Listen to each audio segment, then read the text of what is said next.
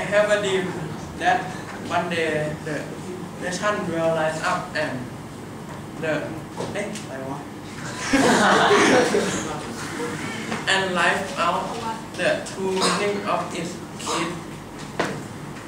We told this truth to be self-evident that all men are created equal. I have a dream that one day on the red hill of Georgia, the son of former slave and the son of former slave owner will be able to sit down together at a table of brotherhood.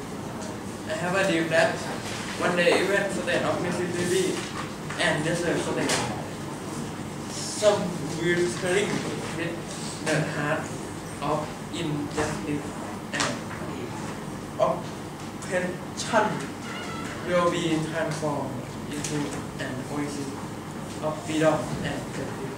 I have a dream that my 4 children will one day live in a nation where they will not be able to judge by the color of their skin, but the content of their character and belief.